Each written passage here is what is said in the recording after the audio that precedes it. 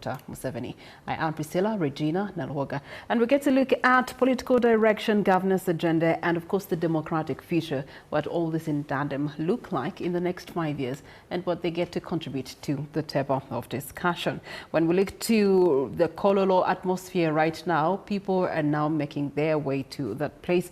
You do have different dignitaries that are making their way to the place, both from Uganda, within the East African region, and on the African continent. So today is standing as a defining political moment for us as a nation, a country of more than 45 million Ugandans, one of Africa's youngest populations currently, and a nation that is being praised for stability as well as regional influence, yet at the same time increasingly questioned over governance, democratic space, and corruption, as well as the future of its political leadership. Now, recent Afrobarometer findings do suggest that while most Ugandans support democracy and the regular elections that we have enjoyed since 1996, many are also fearing that there's a shrinking civic freedoms as well as limited political competition. Now, from constitutional amendments that removed presidential term and age limit, you do have concerns over electoral credibility, the growing youth unemployment,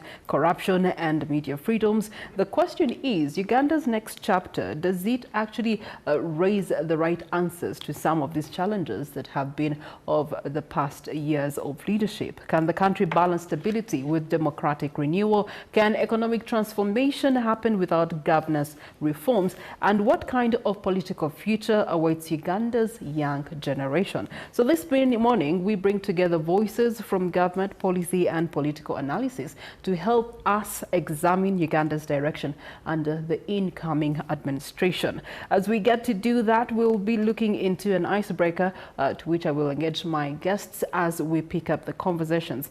We are being joined by, I will start to the extreme left, Timothy Chamongaz, a political analyst joining us, a commentator known for his analysis on Uganda's electoral trends, policies, position of politics, and of course youth engagement and the regional political dynamics across East Africa. You're most welcome. Good morning to you. Thank you, Priscilla. Good morning. Good morning to the fellow panelists here and all our viewers. Good to be here, and it's a great day.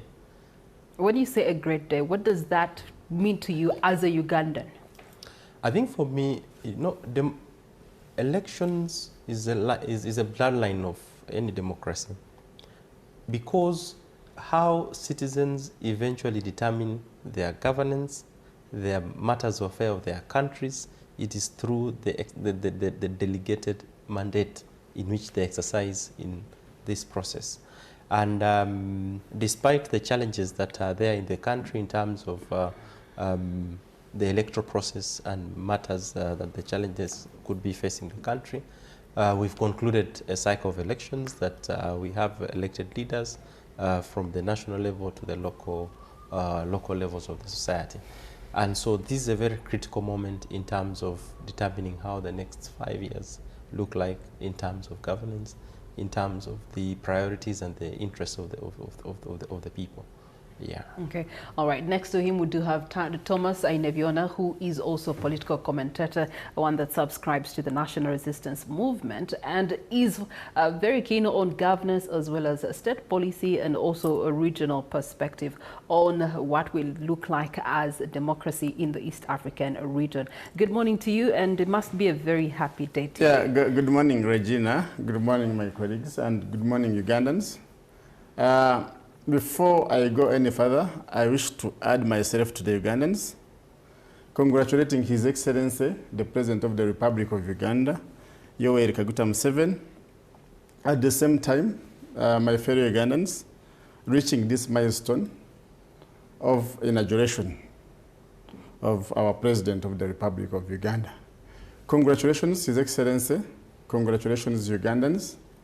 And congratulations to you, Regina, our colleague that has been hosting us all the time.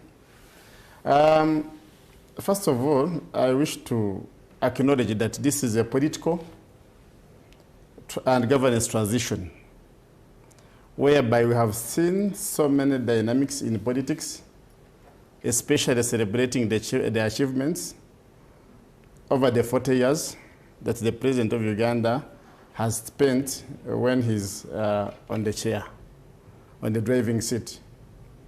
And also, I wish to acknowledge that going further, we are going to see more of the planned priorities that the government will offer. Thank you so much. We're also being joined by Job Matua, Assistant RCC, all the way from Arua, bringing that region's perspective to the table as far as the new administration incoming is concerned, having worked in the framework that brings insight into public administration, state coordination, and grassroots governance realities. Job, good morning to you. Yeah, good morning, my dearest Priscilla Regina. The sun must be more yellow in Arua this morning.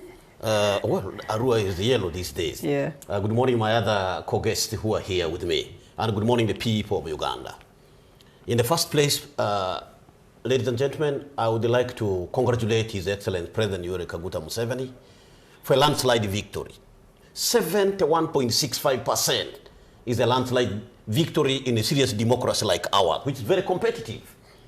In fact, for Western Nile, we gave 80.65%. So I congratulate the people of Western Nile that actually the person you voted for is now going to take oath today. And congratulations from all the resident city commissioners in Uganda, one of which is here. And congratulations from the people of Arua City, who actually gave exactly what the national percentage was scored, 71% for His Excellency. This is a monumental and very important stage in Uganda's progress. To my guests who are here, Uganda came from very far.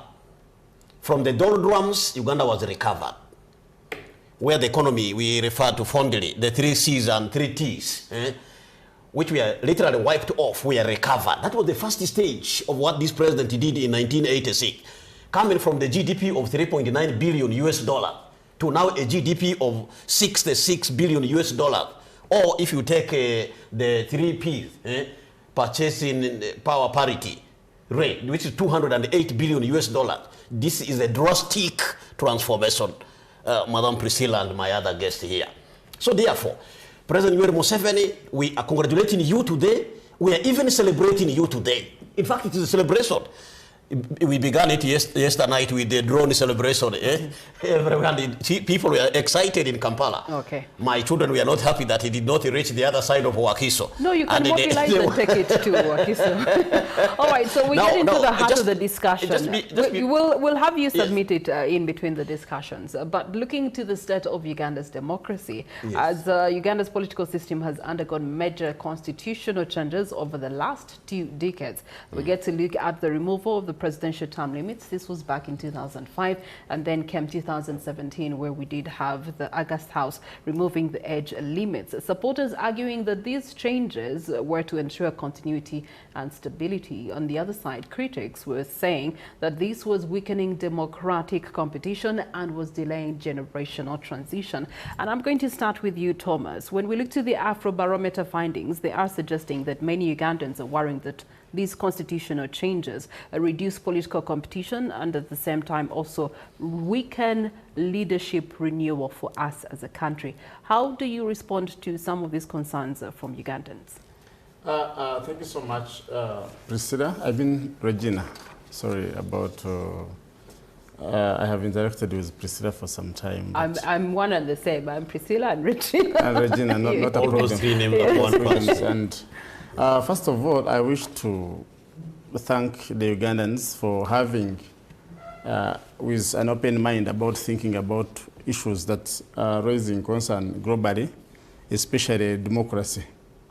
But before we discuss the issues of democracy, we need to understand the strategic direction of this transition in the next 5 years. The democracy is there, as per se, although some other people try to criticize it. Where is our strategic direction? Where are we going at the moment? This transition, this governance transition, has been maybe explained in our introduction. The issue is about the main focus. Where are we heading? Are we looking at peace, stability, and national security, or it's about democracy that it has been discussed. Here, you cannot attain democracy without stable country in terms of peace, stability, and national security. In addition, you cannot discuss democracy without focusing on the wealth of the Ugandans. It is very critical. There you'll be misleading Ugandans because those are the things that we should focus on. Then later you talk about democracy. You cannot have a wealth of the Ugandans without maybe what about the household income for the Ugandans, for the people of Arua, and even the people of the central region as per se? What about infrastructure development? I think we should first focus on the strategic direction of this country before we criticize, because accordingly, Ugandans, just most of them, or some of them actually, there are few that try to raise their voices in terms of discussing the integrity of the democracy. However, it is also necessary to look at our institutions. It is also very critical to discuss the issues of rule of law in relation to our country. In addition, constitutionalism is very, very important because I understand for this particular term, there is a serious need to defend the Constitution of the Republic of Uganda. It is very critical and very, very important to look at that. Nevertheless, what can we do as Ugandans? I want us to look at... Before we come into what we can do, still focusing on the concerns, let me turn to Timothy. You have been part and parcel of observing these events as they have been unfolding for our political spectrum. How do you respond to these concerns from Ugandans that it's becoming politically closed rather than politically competitive? Thank you. Priscilla, I agree that the space seems to be fundamentally having a problem, and that the continuous changes of the legal framework, and especially when we keep shifting the goalpost, to realize a specific goal, greatly undermines the collective direction that the country agreed on. That the Constituent Assembly, the framers of the 1995 Constitution, envisaged a specific direction of a country, but also recognizing that most of these laws are living documents. So it's true that we need to breathe life to them.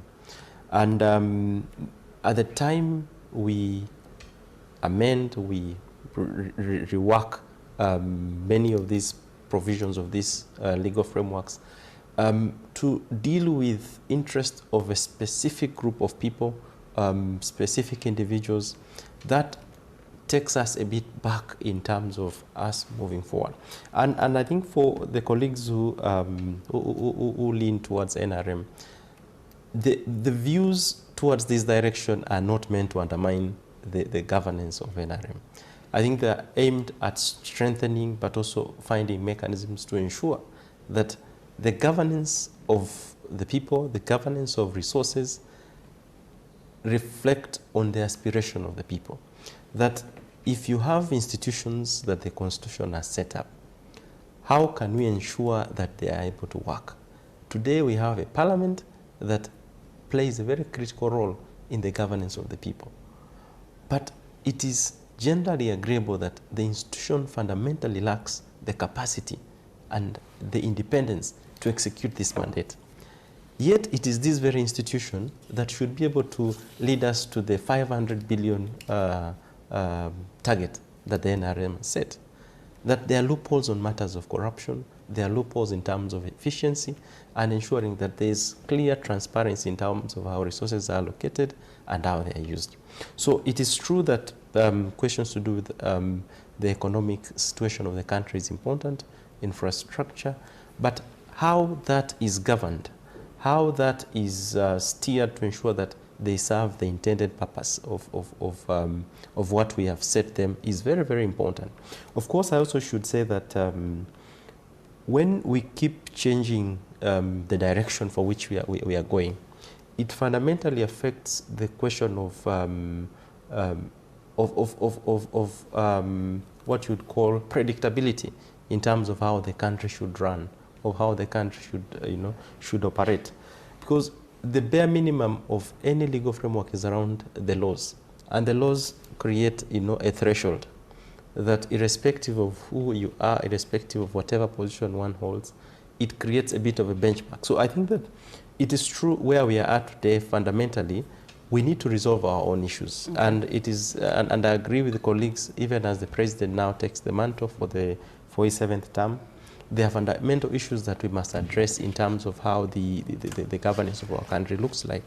The question of political parties and their ability to steer their participation in this process is very important. We are having the swearing in of the president, but you have the leader of opposition out of the country. There has to be mechanism, of ensuring that solutions are got within the country, as opposed, finding or making a situation where political players can no longer operate within the country and have to, run away for their life or for their safety. The question of ensuring that resources as allocated, resources as collected, serve the intended purpose is very, very important. And so I think that even as we get into this term, there are fundamental areas that we need to focus in terms of ensuring that our institutions operate. Otherwise, it becomes impossible if we've set goals and these institutions are not able to deliver.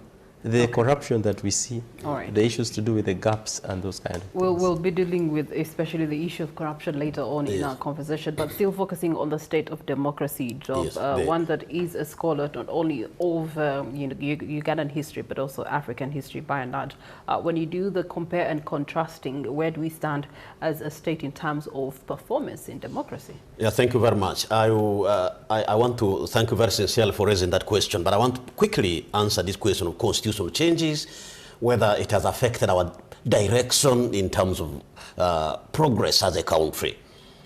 We, countrymen and women, Uganda underwent constitutional amendment in 2005, removing the term limit from a president serving for 2 terms and allowing the person to run as the person can. And then in 2017, when we dealt with the removal of the age limit, I think most of the young people know this one of 2017. Now, age limit removal benefited people from both ends of the shed. One, the older people were given freedom to continue as they can. And also the younger people who were limited by then, you could only stand for president at the age of 35 years. So even now, right now, we saw some younger people from the university going to express interest to stand for president. So both ends benefited. In other words, the removal of the age limit favored the citizen, majority of which are young by demography, to also express interest in political positions. That's one. Two, removing the term limit helped the country to preserve a great leader who has continued to steer the country positively up to today. We would have lost President Museveni if we had locked him out with the age, with the term limit. So now that is my answer to that. Then on the democracy, my dearest Priscilla, Regina Naluoga, and my other brothers here, the people watching me there, Uganda has a deeper democracy than any other country in Africa.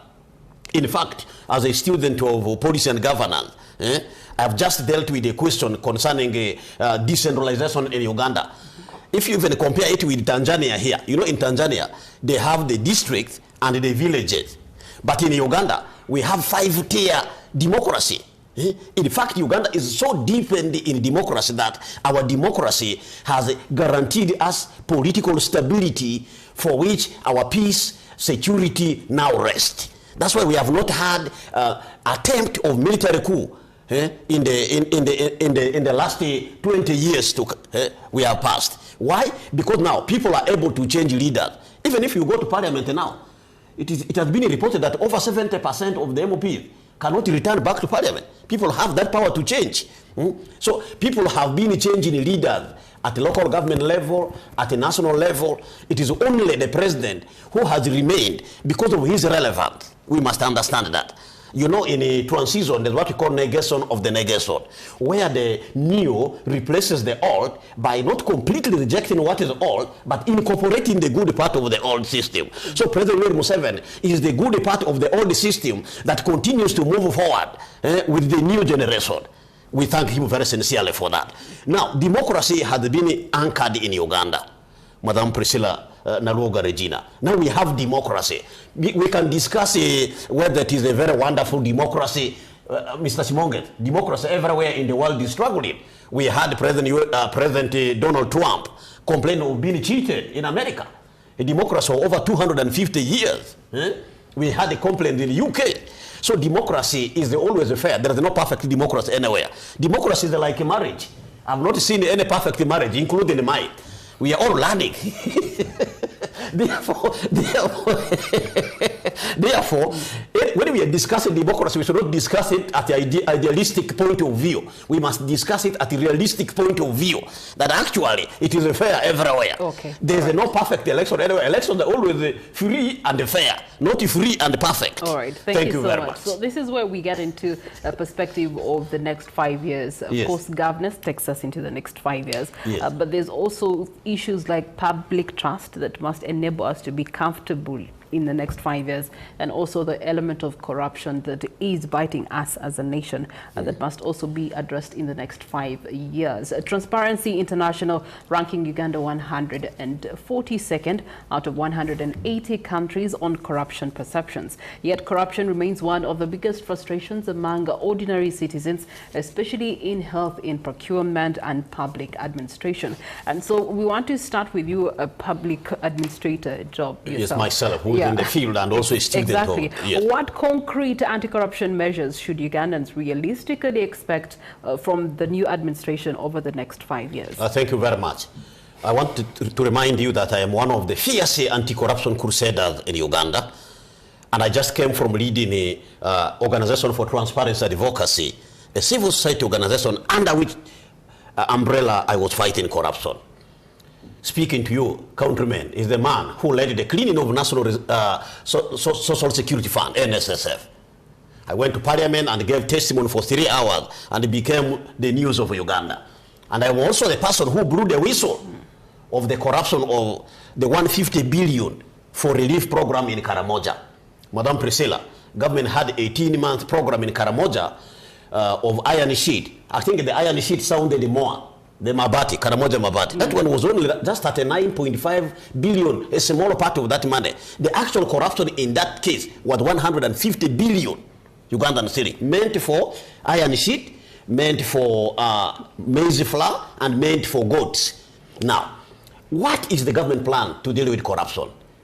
I want to tell the countrymen and women that when the president met MOPs who were elected on NRM ticket in National Leadership Institute Chankwanze, he was unequivocally clear on the issue of corruption, and even condemning the corruption in the parliament, and that this term where we are going in, we are going to aggressively fight corruption head on. As we are speaking now, there's one minister who's in Luzira over corruption.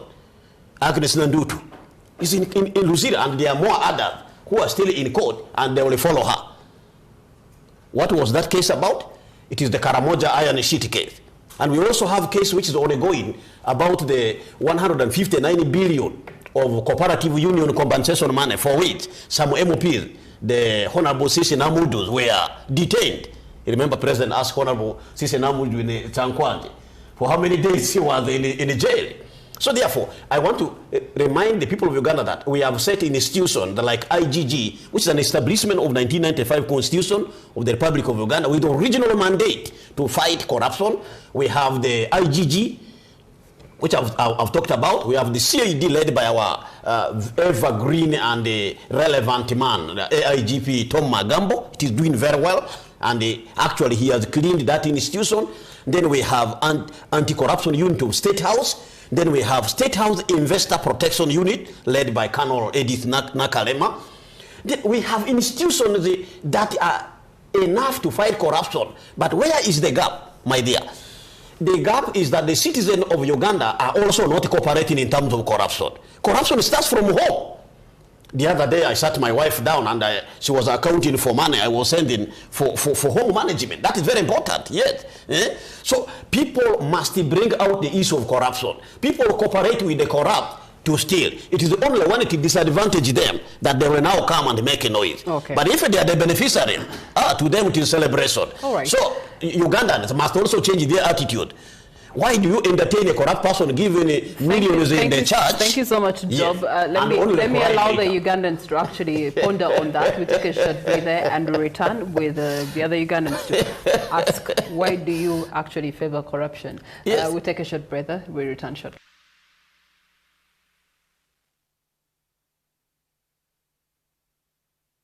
Governance and the next direction for the 5 years that are to be of the new administration of the Republic of Uganda that starts today with the swearing-in ceremony of President-elect Yoweri Kaguta Museveni that will be happening at Kololo Ceremonial Grounds. Here at Morning at NTV, we pick up the mantle, having a reflection of where we're coming from, where it has led us to today, and what then that projects us and propels us into the future. Being joined by Joseph Tindyewa. Never forget. Right. He's joining us at a very critical moment where you found us discussing corruption. It's one of the things that have actually mushroomed out of the previous administrations that we have undergone as a country. And Job here was doing a good job on justifying as to how we are able to deal with it as a country, having cited some particular cases that were dealt with in this closed 5 years as a country. But we want to understand from you, who has been an observer of our democracy and the journey that has been, where is the true backbone of corruption in this country and what could be the solutions around it? I thank you to the dear viewers and our dear host, fellow countrymen and women. My name is Dr. Joseph Tindyewa, and straight to your question. Today, I think it is a very sensitive day, especially as we discuss over such matter. And the very root cause of corruption, there is what we call institutionalized corruption, whereby the institutions which my brother was talking about, in themselves, the processes are not strictly fighting corruption, but at the end of the day, you find that people are exonerated, even when they are found to have been corrupt out of investigations. There are many cases that are before us. And at times, the court come up with a verdict over cases of corruption, but at the end of it all, we don't see those who are implicated and also verdict passed to suffer the consequence of corruption. The institutionalized corruption has been fought by countries which are famously known to be middle-income countries, the Malaysia, Singapore, China, and others. And for them, they have made corruption a risky venture. So the institutionalized corruption here is what, as I wish well, the president in the swearing in, at a certain moment he said that this Kisanja kuna michezo. But as he declared that, he was partly mentioning about the corruption, the institutional corruption, of where those who are corrupt are not held responsible for their corruption. And it has carried on. We appreciate for the achievements made and even the executions in place. But the outcome is not equal to the target, what we are supposed to get out of the fight against corruption. IGG is there.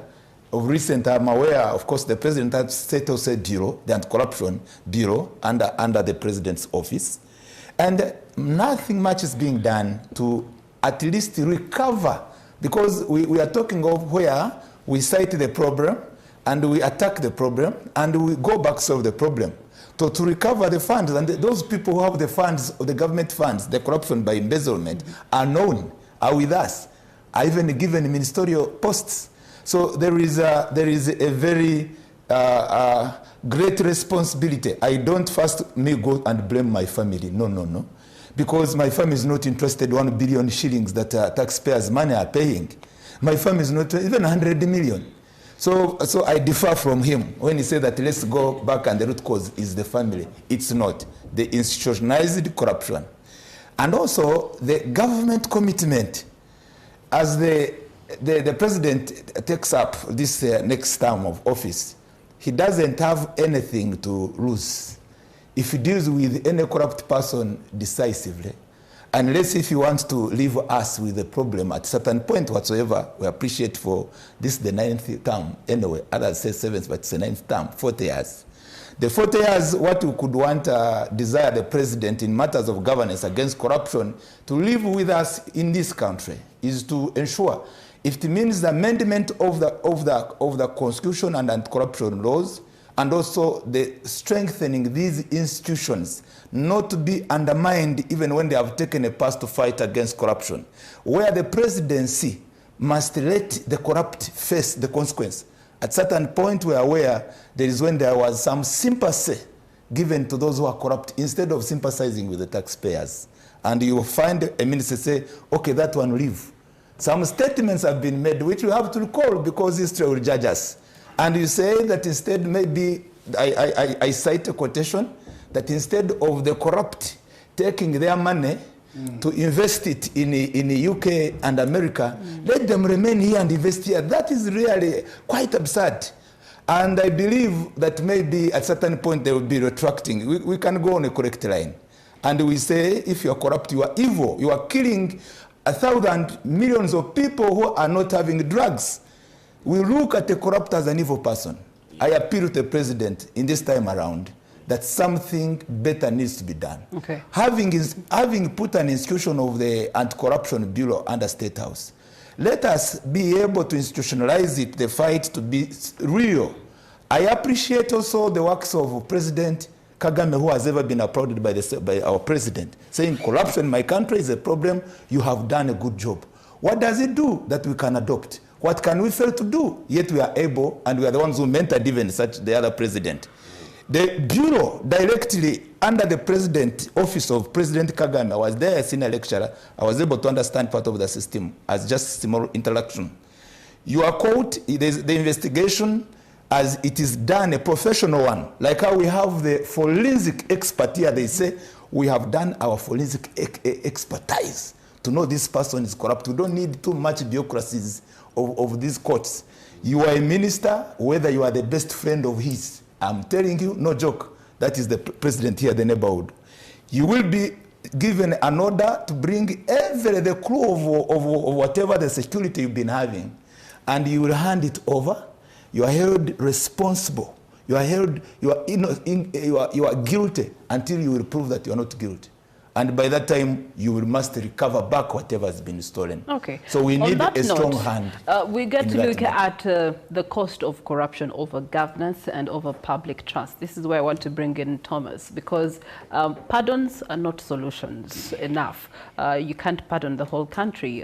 Forgiveness, summons cannot be awarded to everyone. Exonerations cannot be guaranteed to everyone, even within the party itself. So at the end of the day, what do we see as the cost of corruption if we do not hold the bull by the horn in the next 5 years? Thank you so much. First of all, we need to analyze. I want to appreciate what Doctor has been able to put on table. But we need to analyze the governance agenda with the new administration when we talk about corruption. First of all, we need to, I don't want to compare the President of the Republic of Uganda with any other president in Sub-Saharan or even in Africa. I understand there is an argument about corruption, and it's perhaps maybe, I may say, it is grounded and it is systematic, it is evident. However, there is a critical issue where we need to have the public involvement. Every one of us must participate in fighting corruption. We are not only going to leave it to the president to handle issues of corruption. Actually, of recent, I was trying to inform the religious leaders to help us, because most of the people that you say, Thomas, just to expound on what you're saying that we should not leave the fight only to the president, but to all of us must collectively engage. The anti-corruption unit has cases it's handling, yes? I'm coming there. And those cases continue to pile up, yes? That translates into people contributing to the fight against corruption, because people are reporting to the responsible organs to be able to deal with corruption. But by the time people are now looking to the office of the president to deal with corruption, means that in their own power and will, they have tried and failed. I get you. However, I'm coming to that level of involving other institutions. But we need to wake up, all of us, to fight corruption. The religious leaders, in your scriptures, inform people that corruption is bad. And ultimately, corruption is bad. Notwithstanding, I want us to look at the journey that we need as a country to fight the issue of governance. The problem is governance. Let us not look at the component of corruption, whereby we need to strengthen state institutions. State institutions are still weak. We need to appreciate, this is my fellow colleague RCC, but I want you to appreciate that most of the people, maybe of the same position, are the ones that are promoting corruption. You have heard what is happening in different parts of the country, issues of the land. You know, if you don't have a factor of production, which is land measuring, there is a problem. Jobs have been sold by the district officials, by the public servants, as per se. They actually, most of the Ugandans, they don't see any relevance to take their kids to school and pay for them school fees and whatsoever. Because there is a challenge of equitable distribution of jobs and other things. Now, we need a stronger parliament oversight. I wish to acknowledge that everything here starts from the parliament. The moment we have a weak parliament, it means we cannot go anywhere. We need institutional independence, because there is what we call gambano, wherever the problem comes from, maybe I'm going to call Priscilla to sort me out at NTV. That is very wrong. Gambano should let the institutions be independent. Let the courts that directs the judges. We don't expect such courts to be there. That's where the problem is coming from. If I have an issue because I know my brother Job in Arua, I am going to call Job. Please sort it out. Why should I call you? That's where the problem is. We also need to have what we call improved public accountability. Who should be held accountable? This is where the problem is coming from. We are saying, no, it is the commissioner, no, it is the undersecretary. Why should we look at such issues, We don't have a sense of responsibility and accountability that maybe the country should be at this kind of... Then when it comes to local government, we are here, but the issue is about the service delivery at the local government level. The corruption tribunal will play a very big role, because look at what is happening in the district. Even the PDM, Ugandans have failed. The responsible people have failed to monitor PDM. Okay. What we are expecting is this term, as the president has promised, this should be sorted out. Okay. Timothy, as I come to you, both Dr. and Thomas, I would like you to just ponder on when you say strengthening of institutions, what does that mean? I will be coming back to you for those answers. But Timothy, what's your position? Because at the end of the day, it all ties down to elements that should be aiding governance, good governance, and that is transparency and accountability. Thank you, Priscilla. When we talk about governance, unfortunately, it takes the political side of things. Because the question of resource allocation, and even when colleagues talk about parliament and some of these institutions, which as they are today, do not have any capacity neither even more authority to even talk about corruption. Parliament, for example, as he mentions, has been at the center of corruption.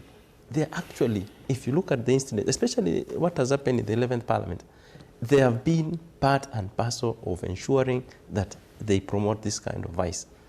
And so if you have institutions that do not have capacity, say, for example, Parliament, that should be at the lead in ensuring that value for money, transparency, question of corruptions, ensuring that the issues raised by the Auditor General in his findings are dealt with, and they are not able to follow up on that, it's a problem. And so I think for me, there is nothing as it is today that many of our institutions can do. In fact, if you look at the remarks right from the head of state, indicating that there are people who are left out, are forgiven, yet these institutions should be following them. There are questions to do with how selective we are dealing with corruption. For example, what the RCC mentions, the issue of Nandutu, who has been found guilty on matters corruption. There was a huge number of people who were part and parcel of this process. We've seen them being let go. What does that speak to the question of the fight of corruption? I think that there is no political will to fight corruption as it is. And I think that us calling on Ugandans to be part of this fight is really looking the side way. I think the fight of corruption, for me as it is, lies within the head of state and the presidency. If there is no goodwill there, there is not so much we can call on Ugandans to join in this fight. Because the president has come out very clearly that he is indeed willing, and he has seen the effect of corruption on the governance of the country and how our resources being allocated.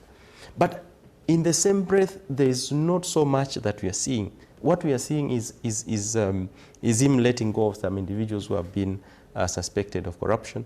We see the question of him giving members of parliament resources, the 100 million for the just concluded Chankwanzi. I think, irrespective of whatever issue, at least for the aesthetics part of it, when Ugandans are seeing members of parliament being given 100 million for whatever reason, what do you think runs to the minds of Ugandans? Does it speak to the fact that there is a fight against corruption? I think for me the other more important issue is around the question of elections that we've just concluded, where corruption has thrived and continues to have a flowing effect on the governance of the country. That you have leaders who have to go over and above what they are able to afford to get the seats. What do you expect of these leaders? Members of parliament, the members in the local government, they have spent over and above what they're able to afford. The only and the first objective is to recoup their resources, and that will be recouped by whichever means. And so I think that there is need for us to deal with the question of election financing. Okay. There is need for us to deal with how we utilize the resources. But also more importantly, allow me talk about the question of our budgeting. We've seen in the recent past where the question of institutionalization of corruption seems to be taking path. And I think it's what the modern direction of corruption seems to be taking place. That it is very hard for you to place your hand in corruption because it has been incorporated in the budgeting process in all the systems. There are issues that have been raised around supplementary budgets that Parliament passes, the mode, the how, and even the question of accountability, where you see resources, money being borrowed, and there is no very clear framework in how they are supposed to be utilized, and therefore they become redundant. The question of how Parliament deals with the question of accountability. So I think that for me, as it is today, corruption starts and ends at the president's door. If there is no goodwill for us, for the president, to take this vice heads on beyond the rhetoric and the firm positioning that he takes. And I agree with what Prof says. I think that as the president takes the new term, he's done an amazing job in leading us to where we are at. But there are few things that he must fundamentally deal with. Corruption, because I agree he has nothing to lose. You have members of parliament who have actually served, and they keep taking up on resources. He can take action, and there is nothing that these fellas will do. Okay. All right. Doctor, you earlier made reference to institutional strengthening. What does that look like in actual sense? And which particular institutions would you see if strengthened, and with what would they be strengthened with to be able to have a better stance and a stronger arm over corruption? Okay, dear viewers, institutional strengthening is based on 2 pillars or 3. Number 1, strong policies which are not manipulated. If there is a policy, an anti-corruption policy, it is there and then. A policy, what the government has decided to do is not compromised. And these institutions refer to some of them, which are the 3 arms of government themselves, as we talk about the executive, judiciary, and the parliament, which my brother has talked about. And also recalling that we have even a very institution which is designed for that purpose. That's the IGG, Inspectorate of Government. And it is established by the law.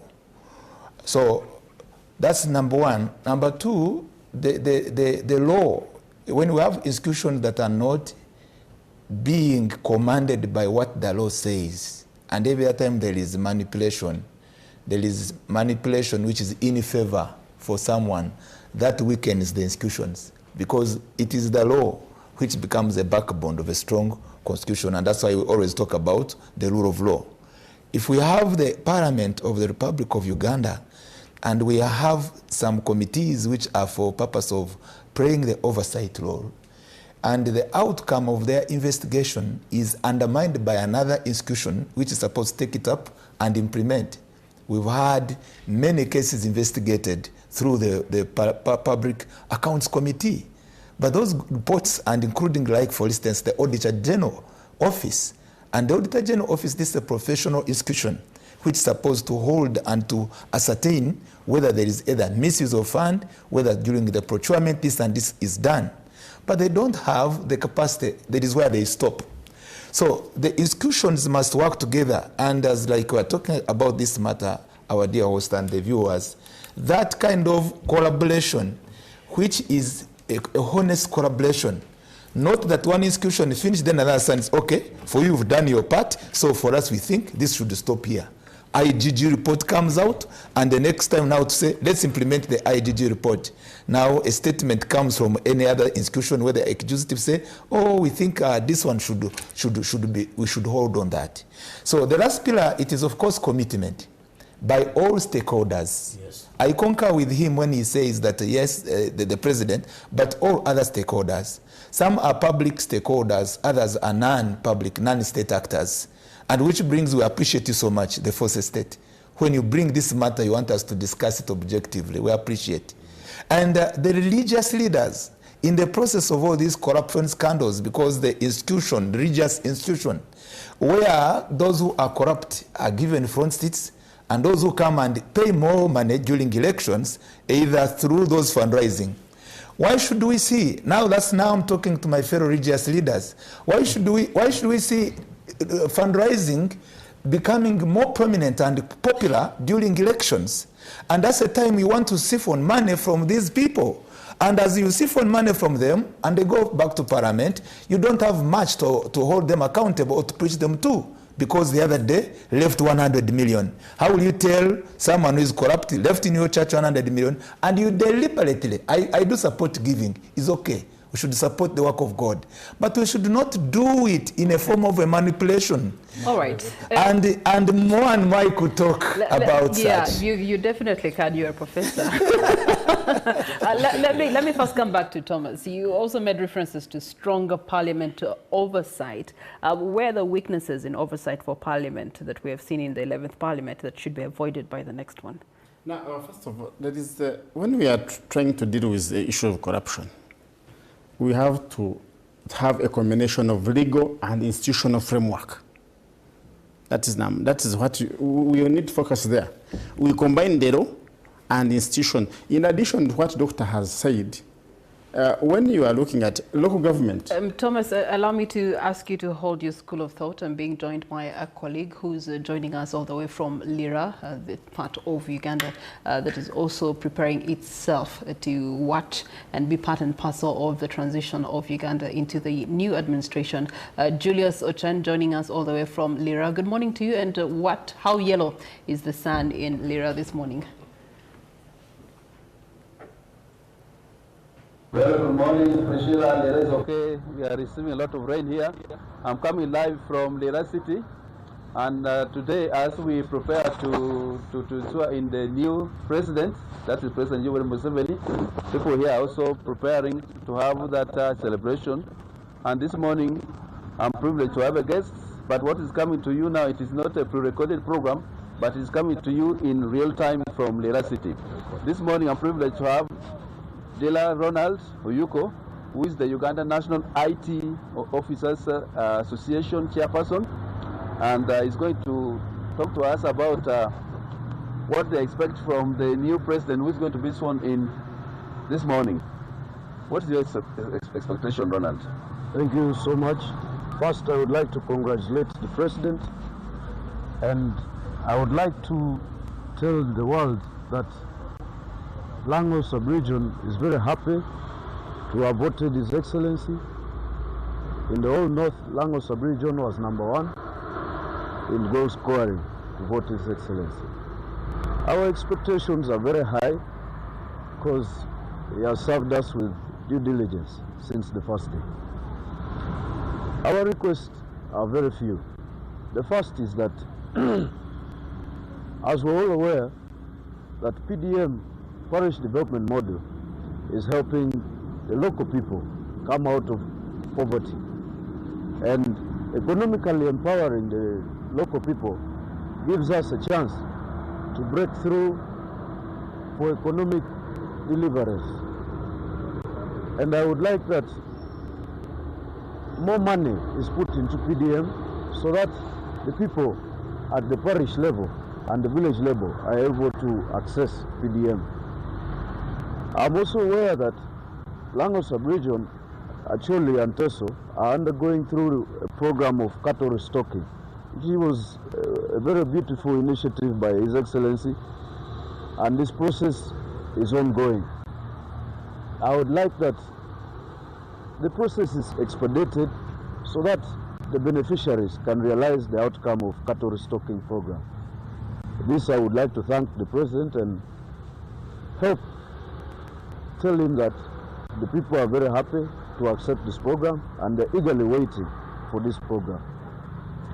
We all know our generational mission is economic liberation, and all government programs that has been channeled to the local people has been to economically liberate them.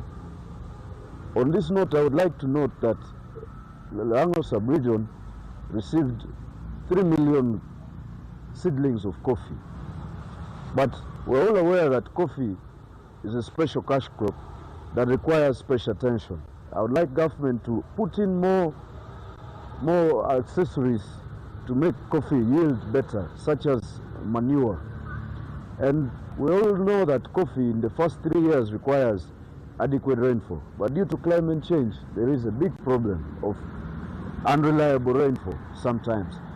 Would request government, through programs which are already ongoing, such as Smart Climate Agriculture program, to provide irrigation schemes, programs for the farmers, so that they're able to realize the effort of coffee. On this note, as the chairperson for National IT Officers Association in this country, I'd like to request the President to make an initiative to reduce internet costs. Uganda, in the whole world, Uganda has one of the highest internet costs, which frustrates innovation and creativity in the IT sector.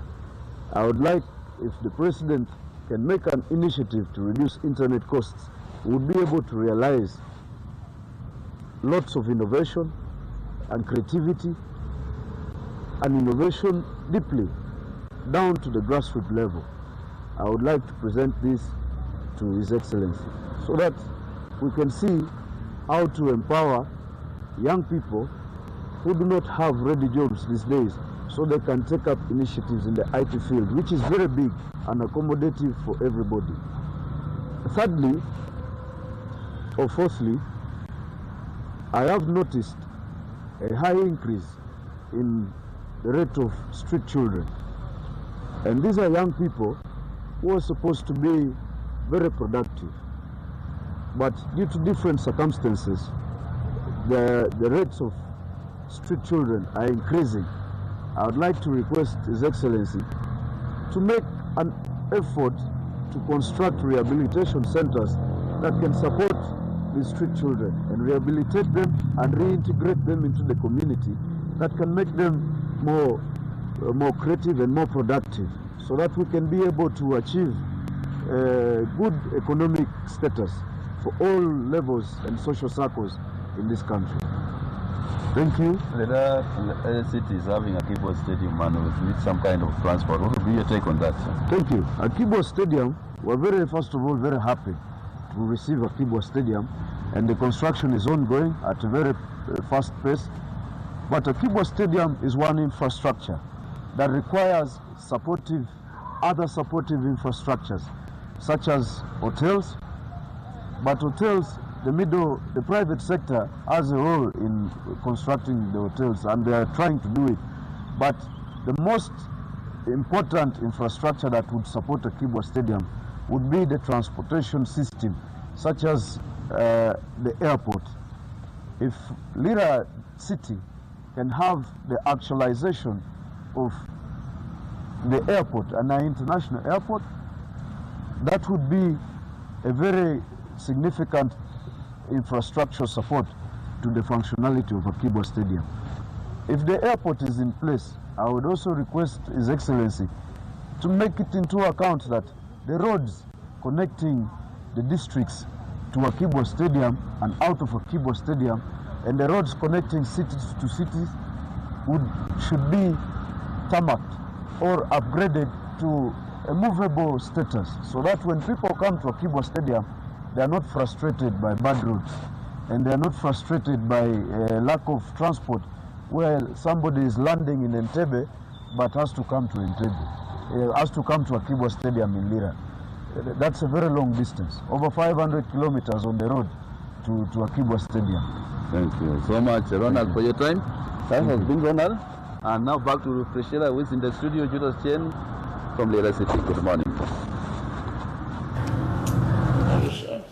From Lira back to Kampala as we await the ceremony that should be taking center stage today and this morning, and that is happening at Kololo Ceremonial Grounds, the inauguration ceremony of the President-elect Yoweri Kaguta Museveni. Different heads of state, you do have different leaders of government that are in the country already to be part and parcel of witnessing this new transition. But also, as Uganda, we are also watching, and here on NTV, we're going to be keeping you abreast with the entire day's events. As we're having the conversation here in studio, we were still looking to corruption because it has beaten the last 5 years, and now projectively it could bite the next 5 years. But we can find solutions on these tables, to which we were talking to Thomas here, and we wanted to find out from him when he earlier made a reference to the August House and how there should be a strong parliamentary oversight. What have been the weaknesses in oversight for the 11th Parliament, and how can they be curtailed in the 12th Parliament?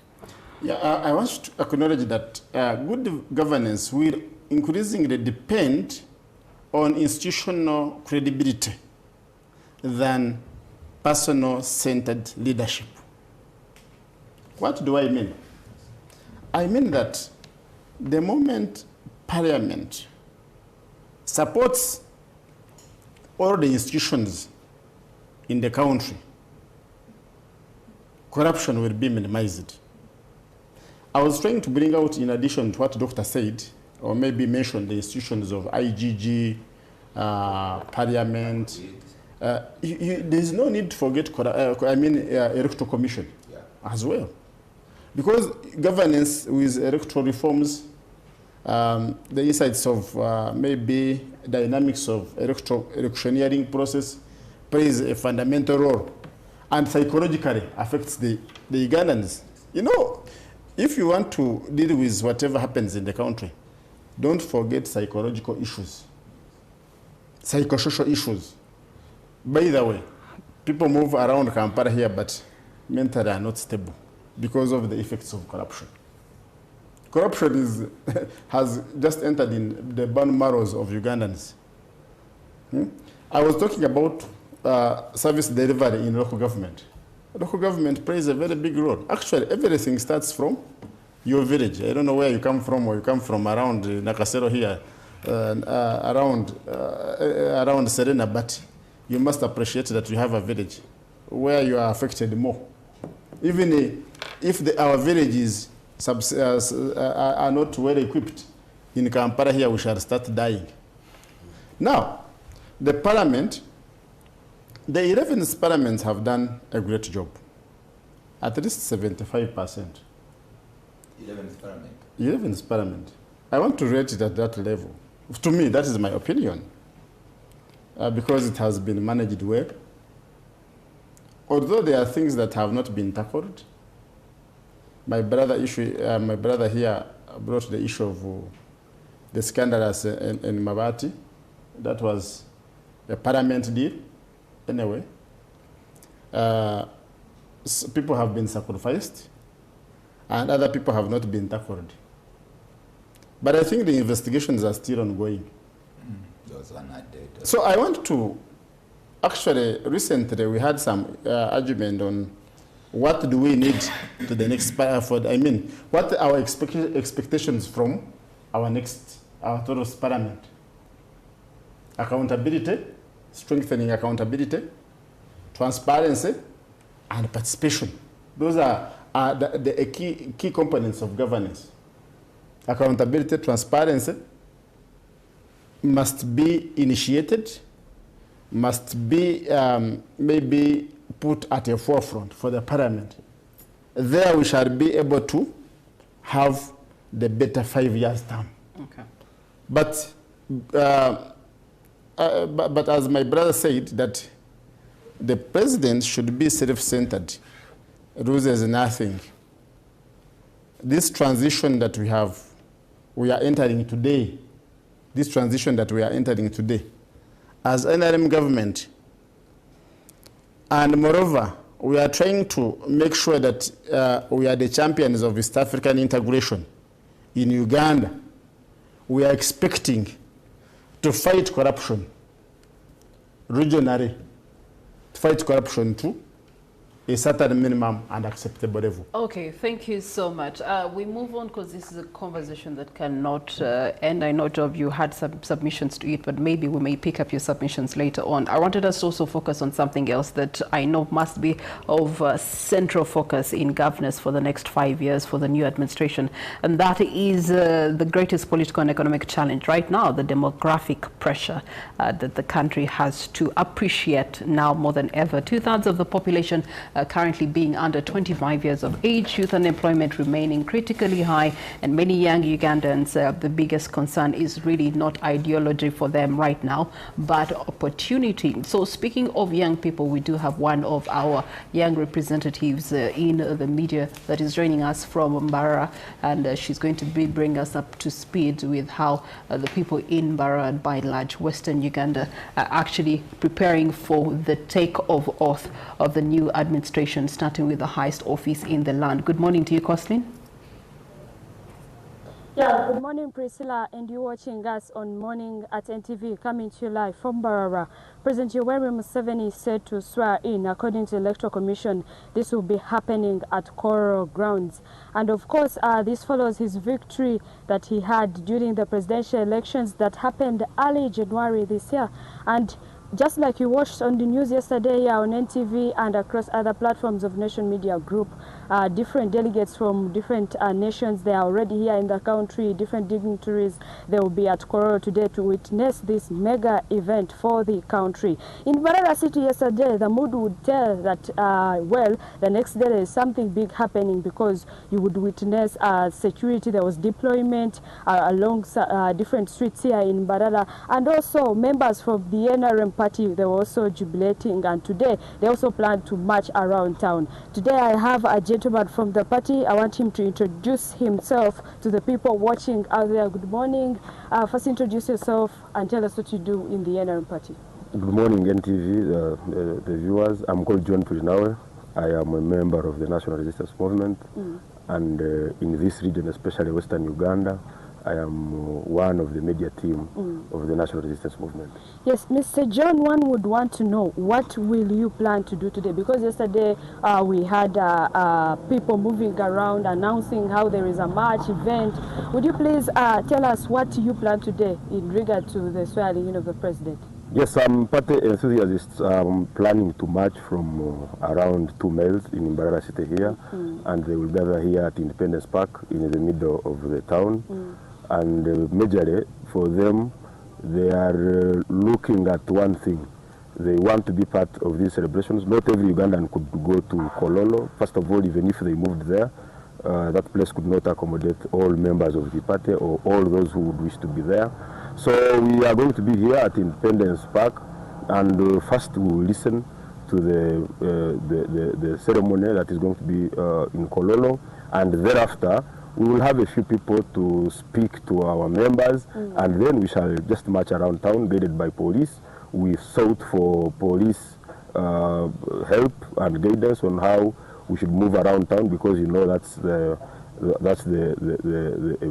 requirement of the law. So we are doing this legally, and we are doing it out of our own will.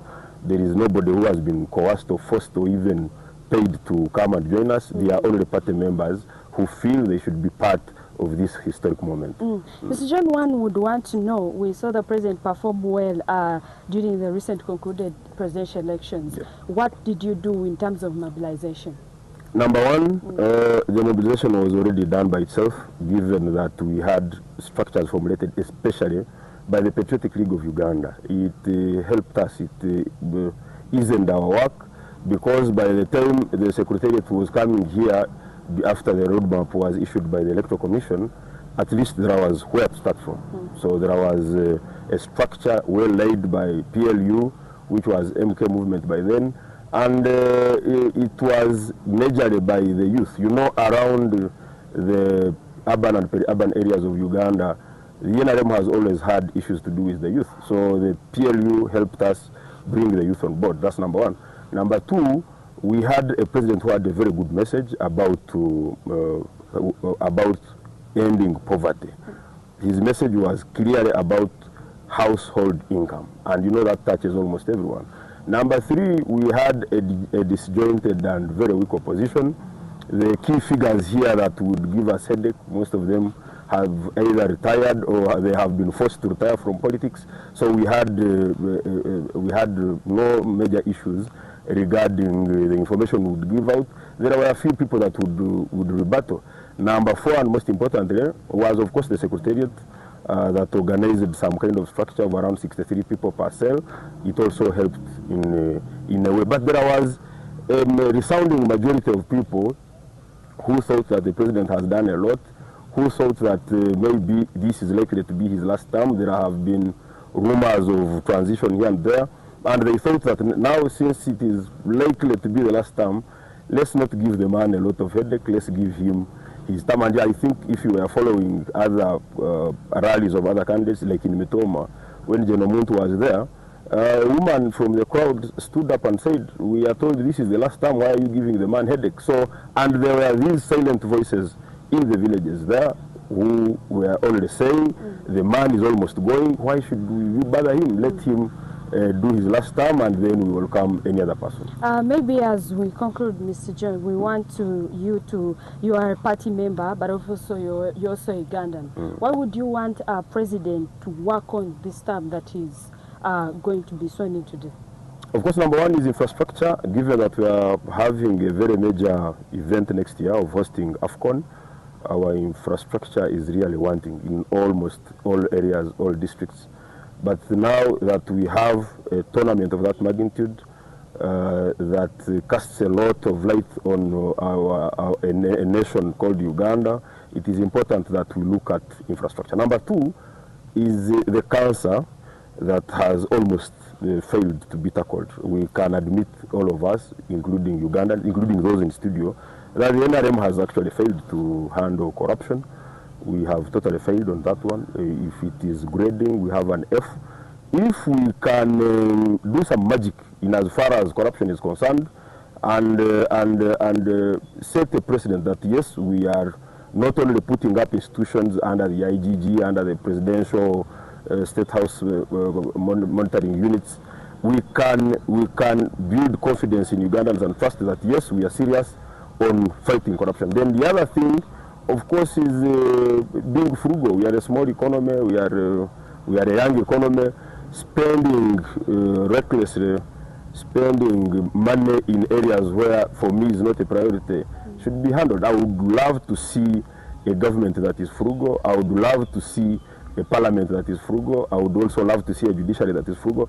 But this is all a question of priorities. For me, I don't think there is any reason why my beloved MPs, even from the NRM, would be allocated 315 million to buy cars. It may sound as if it is their entitlement, because constitutionally, Article 85 gives them a preserve as Parliament to allocate themselves as and how much they should be entitled to. But a Ugandan in the village in Rwachsachizi, here a Ugandan in Mbarara City here, where the bridge here after the National Referral Hospital, you cross on trees. The bridge was named Kanyeite. Kanyeite, for those who don't know the language, like my brother Job Matua, commissioner from Arua, Kanyeite means let me kill myself. So if you have a bridge in a city called Mbarara, called let me kill myself, you are there, you don't know whether you cross or not, and you hear that your area MP is pocketing 315 million to buy a car, and maybe he has 3 or 4, and he has been a minister, and he has another government car. For me, it's like a joke, and it doesn't portray the government and our party in very good moment. Thank you to Nawe John. Just like you heard from him, he's a party member, but also he works within the media fraternity of the NRM party. What he has just mentioned on what he feels like the president should address does not differentiate from what I got from the people yesterday, because they were noting the gaps that are within the health sector, transport, and also addressing the issue of corruption to ensure that corruption is put at rest and taxpayers' money is used so well. It can, that money that, just like how he mentioned, the money that is at times allocated to some sectors, it can be used in health sector, maybe transport. But we shall be giving you updates on how this will be happening today in Mbarara, the celebrations. I'm also told in Mbarara district, they also have a march around different town councils. So we'll be giving you updates. Let me get back to Priscilla in the studios. Good morning.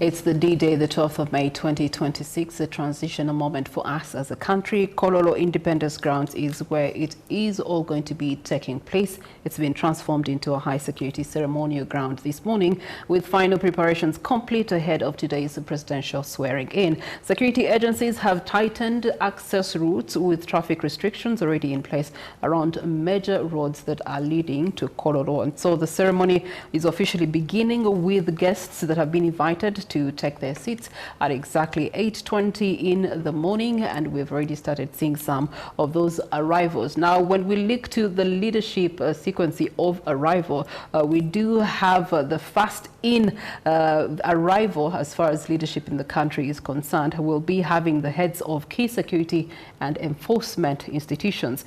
Commissioner General of Prisons, Johnson Byebashaija, will be arriving at 8:30 expectedly. It's 8:50 57, and so he should be within the precinct of Kololo Independence Grounds. His arrival will be then followed by the Inspector General of Police, who is Mr. Abbas Byakagaba. Then also the Chief of Defense Forces will also be joining that protocol, General Muhoozi Kainerugaba. These, after they have arrived at Kololo Ceremonial Grounds, will be followed by permanent secretaries. They will also then be followed by heads of public service, and then Secretary of Cabinet will be following thereafter, alongside religious leaders that have been invited and traditional leaders invited to the front line of witnessing the transition.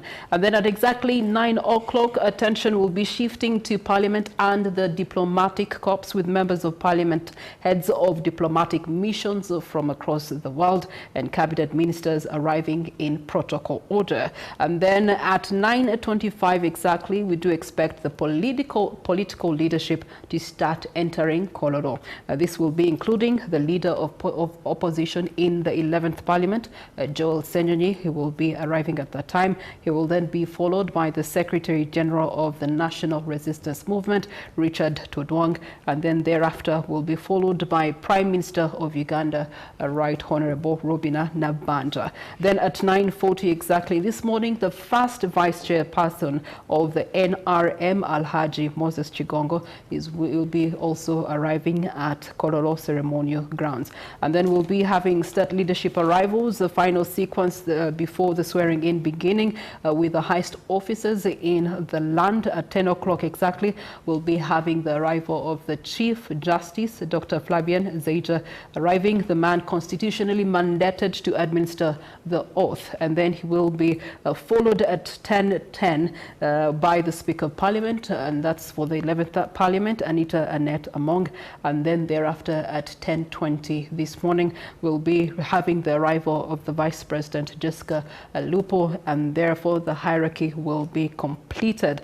These carefully structured orders reflecting Uganda's constitution hierarchy, and we will be seeing the Chief Justice then thereafter picking on the mantle to administer the presidential oath of office and oath of allegiance. President Museveni will be expected to then proceed to inspect the guard of honor before delivering his inaugural address to the nation for his new term, and the address is expected to outline government priorities, including stability, infrastructure development, and regional integration. Now, speaking of integration, my panelists and I were having an integration conversation. How do we get to integrate the young people into the next 5 years for us as a country?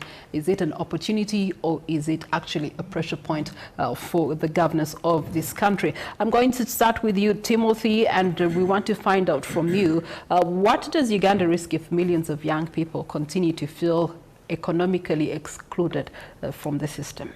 Yeah, thank you, Priscilla. Recognizing that you have a significant number of young people, over 70%, so it means they constitute a significant number of the population. And what that means is that you have potential, you have energy, you have young people who are aware, educated, and so this is a resource that a country should look at it in that perspective. And in the event that you do not use this resource, this energy, this knowledge, and all this capacity that young people have, is likely to be misused. It means that the energy, if not effectively used for the right things, it will definitely be used for the wrong things. And what that means is aspects to do with crime and other aspects that are not very interesting. Two, in terms of the economy, which I think that the NRM government is very keen on, in ensuring that, you know, the target of $500 billion, and part of your significant percentage, which is 70%, they should equally contribute significantly towards this vision. It means they must be empowered, they must be considered in terms of budgeting. They must be very keen in ensuring that this energy is tapped to contribute to this target of the 500 billion, the National Development Plan, and all those things. The other, of course, is, and more importantly, is around the question of the governance, because young people today, as opposed to then, they are more aware, they are more understanding. the aspects to do with technology, as you'll be highlighting, and the aspect of where we live today in a global village. And so there's quite a lot of opportunity that is there. And so I think that there's a great risk, both in terms of economics, both in terms of the question of security, and more importantly, in terms of the well-being of the society. If young people are not taken interest in, it will greatly undermine all this. And how do we do this? I think that one is around ensuring that we prioritize the interest of young people. Bring young people on board as we plan, as we execute, and as we rethink this whole process. I think where we are at today is that the status quo seems to be planning for young people, seems to be thinking for young people, and there is a bit of a shift in terms of the thinking. This is a 1986 mentality, and we have a 2025 mentality, which sometimes 1986, yeah. 2026. So those two need to a bit be brought on board so that it's clear. I know that the government has done a bit in ensuring that you have a representation of young people in Parliament. You have dockets within Ministry of Ministry of Labour, Gender and Social Development. But I think that there is need for us to do more. If we say that 30% of government programs such as PDM go to young people, and this 30% should go towards the 70% of the demography, I think there's a mismatch there. There's need for a deliberate effort in ensuring that these efforts reach to young people. Of course, I also should mention that the question of employment is very, very important. And unfortunately, as it is today, all our focus seems to be in government. Government which does not have enough jobs. The wage bill of government towards its public officers is quite big, and the target should be to reduce that. So what does that mean? We need to strengthen the private sector. We need to strengthen other sectors beyond government so that you have more jobs, you have more opportunities coming there, so that young people can go through that. We've had government programs like the Myogas of this world, the Youth Lively Program, but they have not been very effective in ensuring that we realize that. Part of the aspects around corruption, as we've discussed here, and if not addressed, I think it will be a cycle where we find ourselves. So for me, more importantly, is that there's a greater risk in terms of the society, in terms of the well-being of the country, if this constituents of young people is not taken keen interest in. Okay, all right. Job, I would like you to make reference to the conversation of governance and governing the young people as we step into the next 5 years. Timothy has made a statement there and said the young people must be brought onto board.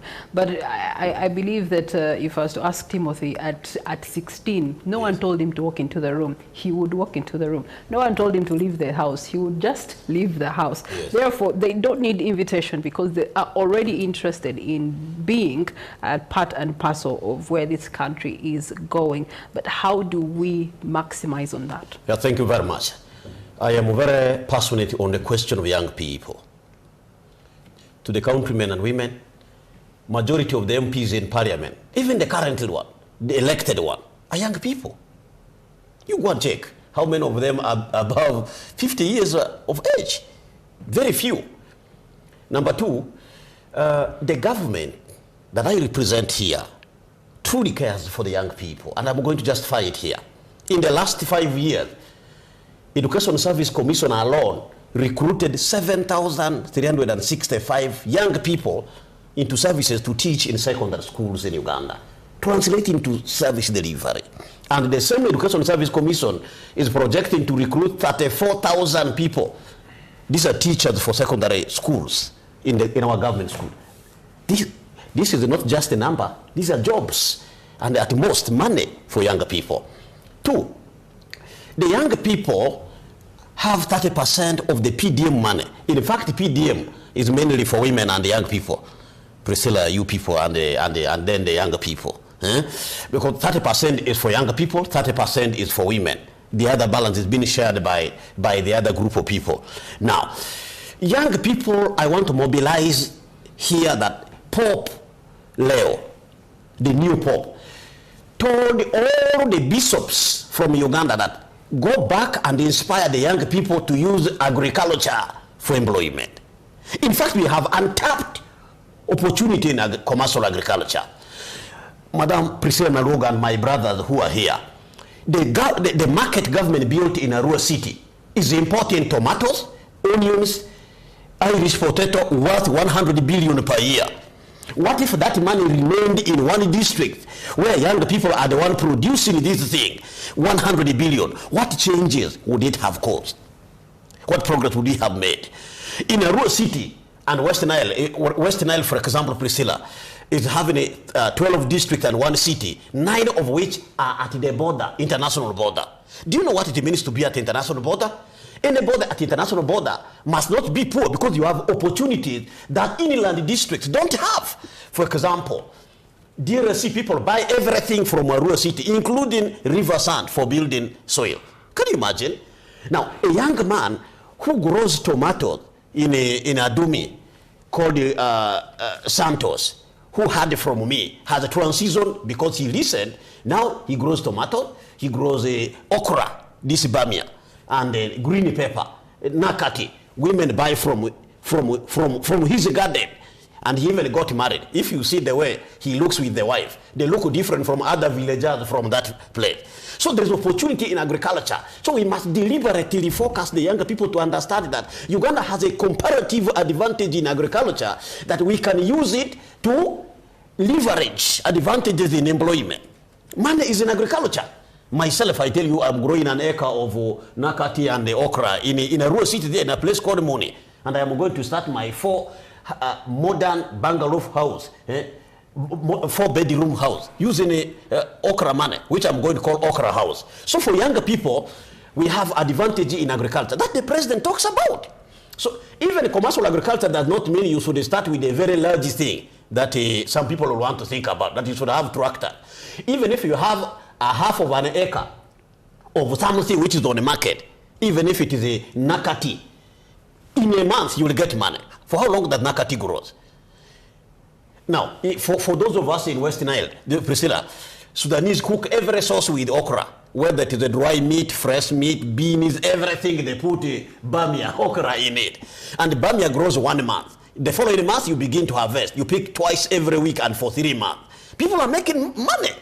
So our school system must then reorient our children to understand that agriculture is very important. I am at pain to say that English is compulsory in Ugandan schools, yet agriculture is optional. Can you imagine? Where we have advantage, now it is optional. What is the benefit of speaking good English, apart from talking to people who don't know your language?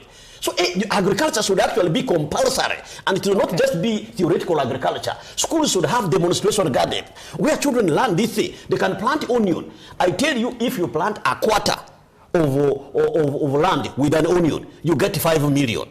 In Odramachako market in Arua City, a local goat was bought in my presence at 700,000 Ugandan cedi. Okay. The other animal which other Ugandans don't want to hear even goes up to 3 million. So the animal my boss does not want to hear about.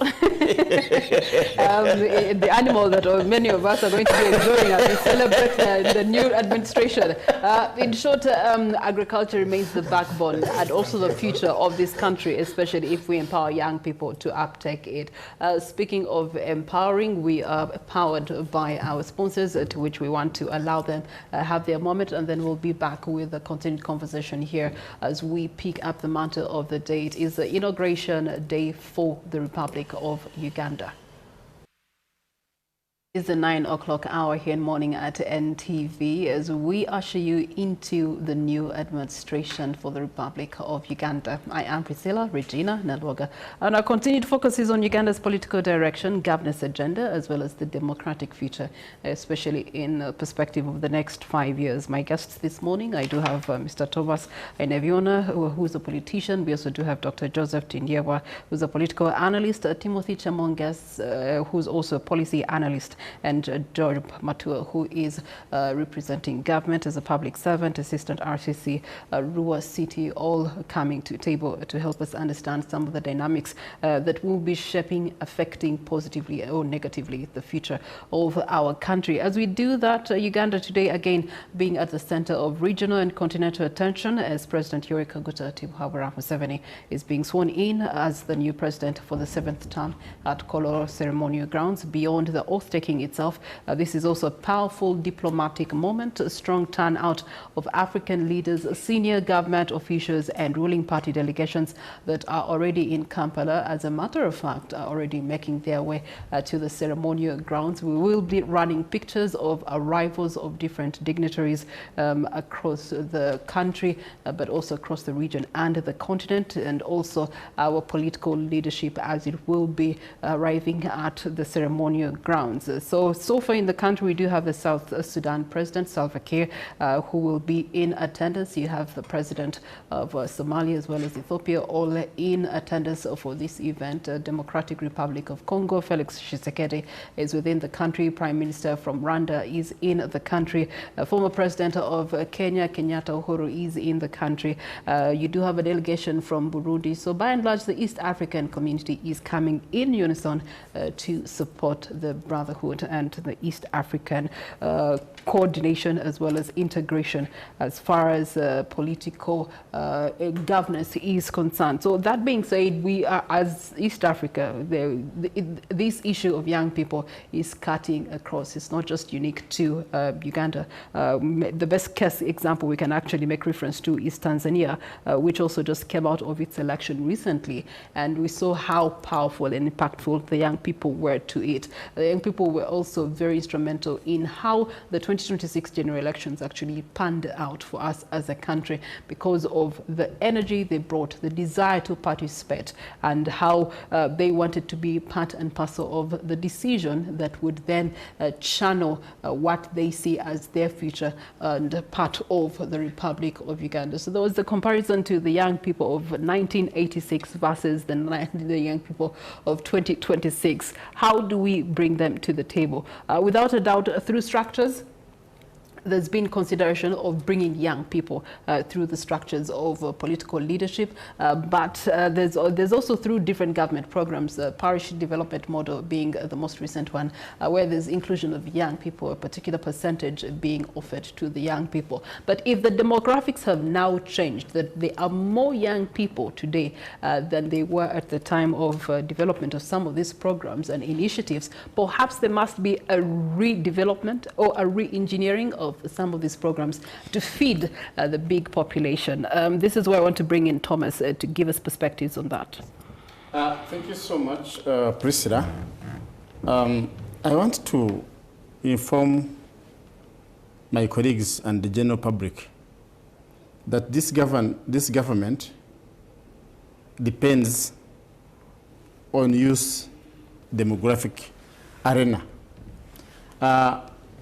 Because if you are to look at what is happening in this country, you find that the youth, as statistics say, we have the majority. By the way, I'm also a youth, not so? At 40. Above 35. Above 35 anyway. I am above anyway. Mid-age. But this gentleman said 50 years, those are youth in parliament. That's a long calculation. It's anyway, 35. But by and large, there is a youth and there is a young. I want to appreciate the government that maybe when it comes to the Minister of Gender, which takes or which handles the matters of the youth, we have the Minister, Honorable Baram. And I think he has played a very big role, especially on this term that we are ending today. The role has been played. However, I want to critique the government on some issues that the youth have not been put into consideration as it is expected. Politically, as NRM government, the youth structure is available and sounding. It is very true. But when there is something that is beyond political inclusion, when it comes to livelihood, it is true PDM that 30% should go to the youth. And maybe that's how it is structured. That is not enough. the youth's voice have not been heard because they have not been considered, especially when it comes to agriculture, as you are saying, the agriculture that you are trying to bring in, that agriculture has not been supported by the government. How? You are not going to tell people to use hand-hoe method of agriculture. The government should emphasize agriculture modernization by simultaneously supporting the youth. I have not seen in my district where the tractor has been purchased to support the youth livelihood so that the youth can be influenced to participate in agriculture. It's not there. Maybe if I am misled, my brother Chomonges can tell me if in Sebei it is there or in your district it's there. Number two, if you want to empower the youth, think about SME financing as the government. That policy should be there. Because you want, actually, me, I don't think about the jobs as my brother you have been spreading here. That the government, we have very few jobs in the government. But you can see how many graduates the universities produce every year. You are talking about 30,000 or maybe 300 that have been employed by the Education Service Commission. 300? For secondary alone. Remember their primary. For secondary alone. Now for the secondary alone, remember that is only one university, which is Chambogo, which has got maybe 500 graduates for that particular year. You are not solving the problem. You empower the youth, set up SME finance, funding. You fund them so that they should start the small companies. We cannot grow if we are not producing, especially for the youth. Yes. We need to absorb and adapt the method where every person, every household must be producing something. Excellent. I was telling people here that the Indians, they leave Mumbai, come to Uganda, go to Namanve, set up a small factory. They call them investors. They produce crisps. Every day, you pass the supermarket or the nearby shop to buy crisps, which are made in Gonja and Irish that we have here. And haven't you seen them? Am I right? And you buy for your kids at school, Regina. You know, packing every morning. Now, what should we do? The problem comes to the initial conversation we had of corruption. If you are not rich, you cannot get 1 acre of land to start your small factory under Uganda Investment Authority. They give out lands. Now, what should we do as leaders or as the government?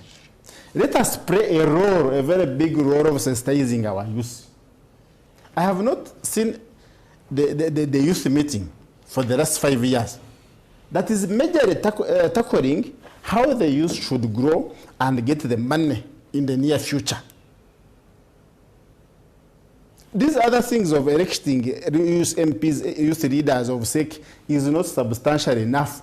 It is benefiting only that person who is the leader. Then they are waiting for these youth to give them the 10,000 or 20,000 to vote 2030, 2031, when it is necessary. The government should come out clearly with the policies that supports the integration of the youth from LC1. Notwithstanding, as an aspiring regional leader, that is what I have been telling the East Africans, that we need to integrate our youth structures from LC1. Now, there's something that I had forgotten. When coffee comes, the leaders, the RDCs, the LC5 chairpersons, and the councillors are the ones first tap on the particular package from the government. Let's say it's coffee, it is tree. They first remove 1,000 plantation, they take to their gardens. And maybe the leftovers, you find the youth is sharing 10 seedlings of coffee. 10,000. 10 on the 10 pieces. Yes, because now if the regional leader, the big leader, takes 1,000 seedlings of coffee, you know, that is supposed to be allocated for 10, maybe 10 youth, and one person is doing what? 10,000. Actually, not even 1,000, 10,000. That is for the big man, you know. Who has everything? You know, by the time you are a champion, you are a leader, you are a champion. So which, you have everything. which goes back to the corruption in the system. That is the This is why I problem. want to come to Doctor. You deal with young people on a daily basis. There's the mindset element. Then there's something else that I want us to really speak into, and that is how the young person is being included in governance in terms of programs. If the PDM is giving 30% to young people, who is the biggest part of the population? What is that going to have as an impact on the future of the many young people that will be left out of those brackets of inclusion, of those brackets of distribution, of those brackets of alignment? Okay, as we deal with young people, and especially with this conversation, and with your well-articulated statement that how can we either shape them and also address this demographic issue, demographic pressure. First of all, for us in our mentorship, or as we mentor the young people, in a midst when there seems to be hopelessness, we ensure that we create hope. But we have to let the country know, as many years, and especially the parents who are doing a great job to send their children to universities, they sell their land. You hear, you know, a serious pressure of how one is getting the school fees itself, and finally what they are feeling to be the outcome, and which now feeds into the question of unemployment. It again leads us to resonate with the real situation on the ground, not the theoretical approaches we can talk about that are much more political. As you stated, it are much more now analyzing technically what happens. From when a child, as with the support of government at a wider scale, with the universal primary education. Because that's where the question of the government program to address the youth challenges starts from. And you go to universal secondary education, alongside there is also private institutions or private, you know, set schools from primary level to the university level. And now the current calculation is what will be the outcome.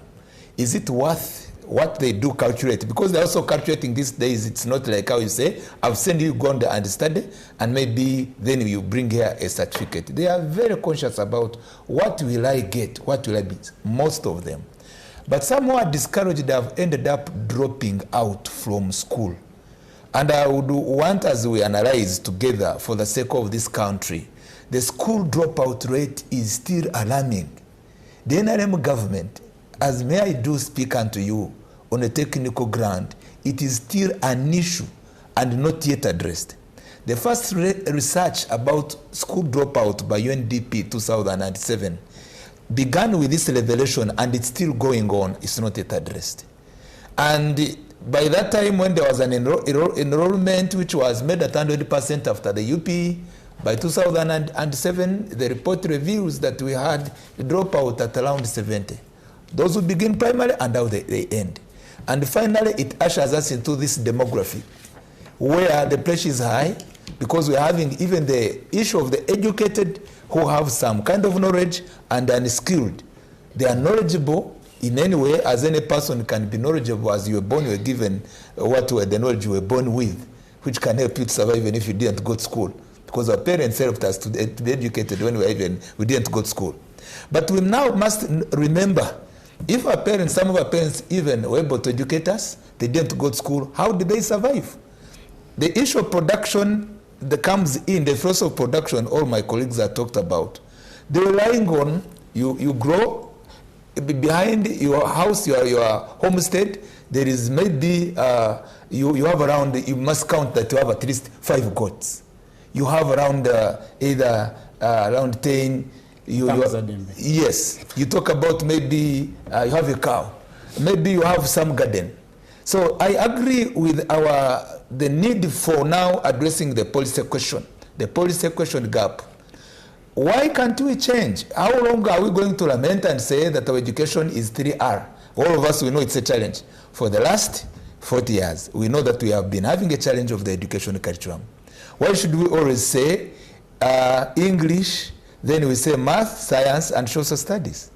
I have here a philosophical proposal. As we seated here, I said, let me push it forward. I'm not just here either to discuss. Why can't we bring in subject that addresses our challenge? I don't say this only here for our platform, but we compare to what is happening elsewhere in the world. The education systems and how policies are generated are to address a challenge sustainably, not handouts. PDM is a handout program. If you had not told the president to go and tell him, PDM is a handout program, and you can ask me why. I'm not decampaigning it. It would have been a good ideal program, intending to improve the lives of the people. But the money which is received, and some of our youth, I went to my village where I come from, there are few who have received. They just get the money, and even when they don't know what to do with this money. I asked one of my relatives, I said, you got 1 million. How have you used this 1 million? And he was asking me how I can support him. I said, no, the president released this money and the PDM under the PDM program. So what would I propose, as you had told me to talk about policy, filling policy gaps?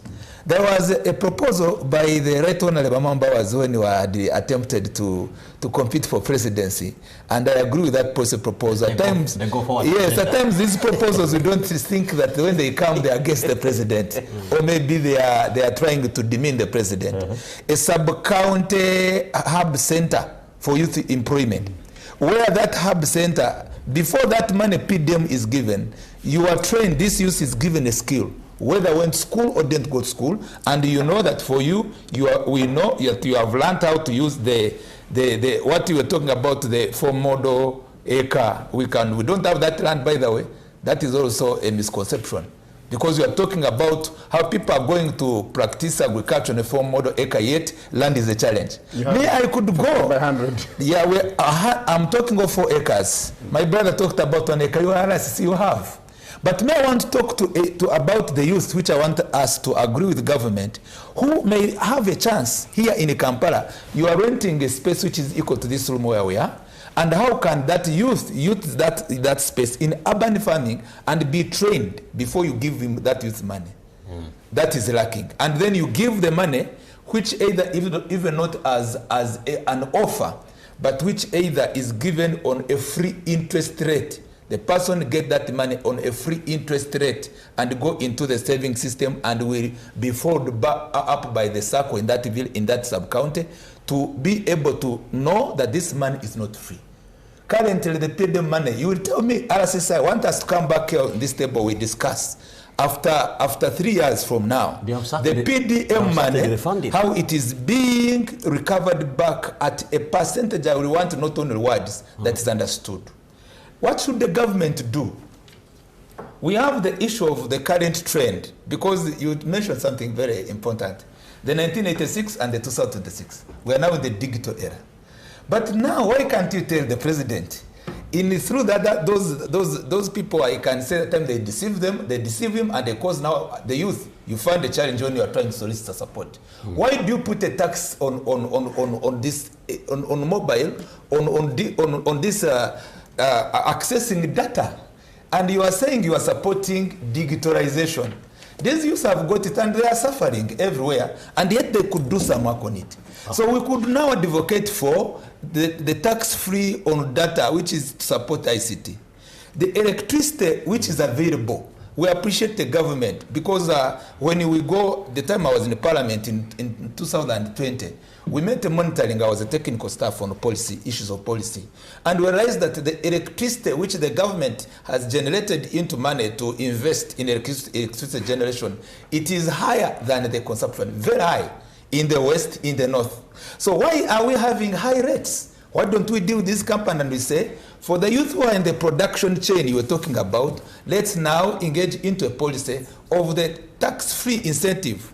The youth enter into production is not facing the pressure of the electricity bill. And you let that youth, already trained, some can go for workshop skilling, the skilling presidential initiative program of skilling. But when you skill them, have you now enabled them? Or you are telling them we have skilled you, then you throw them into the world of high interest rate by the commercial banks. You enter. I want you to take care of this, and dear viewers, as I know that you are being viewed by very responsible persons. Why are we doing things haphazardly? We don't end the circle of solving the problem of the youth. The initiative to have centers at the sub-counties, which are employment and production centers, they can teach, they can be able to have a group every 3 months of having those who have had these skills, and they are being recommended a certificate that they can deserve to get this money, free interest rate money, and they can also access, they can be given a certificate for those who will be at any center using electricity, will not be charged those high interest rate. They also be given at a local level a tax waiver policy. Why should we have a tax waiver policy for the investors? And we support that the investors having a tax waiver policy for 3 years. And our struggling youth, you cannot even give them a tax waiver policy or a free access to electricity for 3 years. You don't give them access to internet at least for 1 or 2 years until you first build their capacity. They end up becoming discouraged. They began to go to look for jobs abroad where they are very much, exploited, and that's where the problem comes from. Okay. And to address this gap, it is simple and easy. Number 2, you have not involved in experts and research. We go there and do research. I've spent a lot of time in research. Since 2009, we produce books and we say this is how it can be done. You ignore. You rely on politicizing. Now I'm appealing to the government in this term. Let us use the research we have. No country has developed without using some of these relevant research. What could I suggest on education curriculum? 1, let us now change some of these subjects, and you talked about some subjects to be compulsory. Why can't we have agricultural practical studies?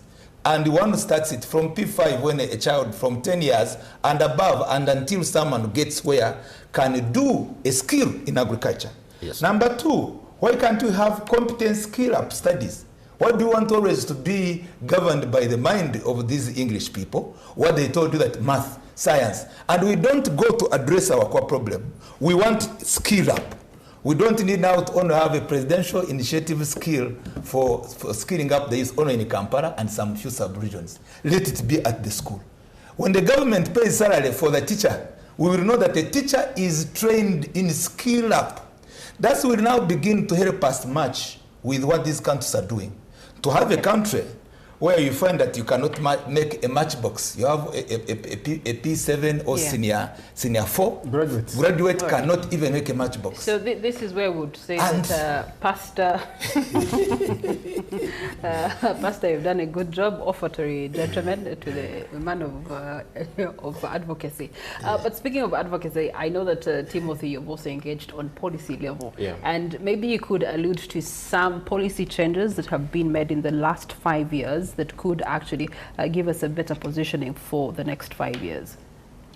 Thank you. I think that there is quite a lot that, in terms of the policy and the legal framework, there's been a lot of effort put in place. And when we're looking at policy at the level we are at it's not just the written policy. It's the government's decision. And whatever they choose to do or choose not to do, that is government's policy. Also, I think that part of our assessment, at least in the recent past, there are policies that are put in place with the primary objective to frustrate them. And so when you look at aspects to do with in our education sector, where we see a bit of more curriculum changes, where you see government putting in place resources towards a certain direction, and I'm hoping that the number 1 policy document that I'm hoping to look at would be part of the statement that the president, because that's where much of the direction and the thinking of the country looks like.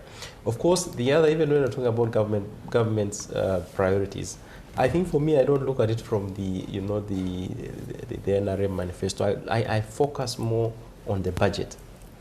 If your priorities are not financed, there's really nothing. It's around the financing, and as it is today, if you look at the next 1 year, at least as per the budget, you have more resources going towards infrastructure. That's besides the question of the debt, which is still a pain in our governance today. There are aspects to do with the question of parish development model, which I've seen there's been a significant focus on government. And I agree. I don't agree entirely that PDM is a bad concept. I think it's a good idea, but has fundamental shortcomings that, if dealt with, can contribute in the development of the country. It is true that the thinking around beneficiaries of PDM, the capacity of the beneficiaries is lacking. But as we move forward, what needs to be done? Probably what Prof suggests is a good area. But for me, in the next 5 years, I think that if you assess the areas that we've fallen short in terms of our strategies, in terms of our implementation, it's for me, one around the question of impunity by the people that are holding positions, both in terms of their use of resources, but also in terms of the governance. I think that's where our problem is at. Secondly, I think for me is around the question of corruption. And I hope that we're able to address this. We've discussed this extensively, but it still remains to be a problem.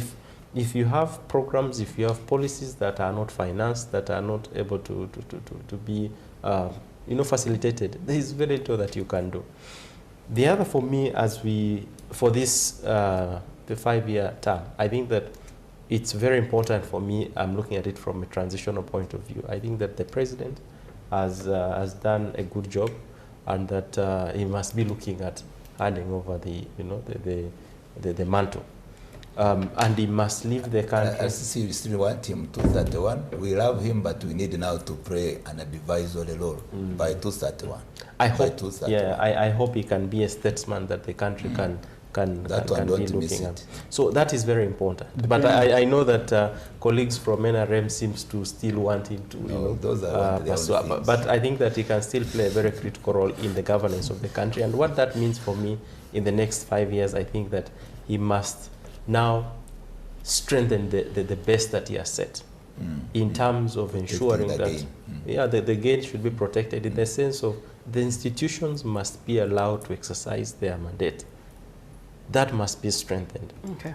The question of resources must be clearly indicated. There are those loopholes that we see resources going. And more importantly for me, government seems to be preaching the question of frugality. Yet, in practice, it is totally different. We see the concept of government saying, Ugandans, you must tighten your belt. But on the other side, we see you driving, is it Bentley, or which is this type of cars that I've seen some of our officials buy? I've never seen some.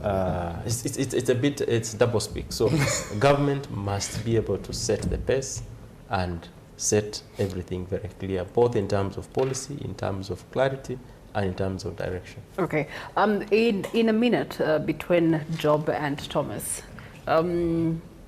there's investment in innovation, there's investment in technology, there's also investment in entrepreneurship right now, and those three should be working together to address the issue of the young people and making sure that they are a productive population to the country.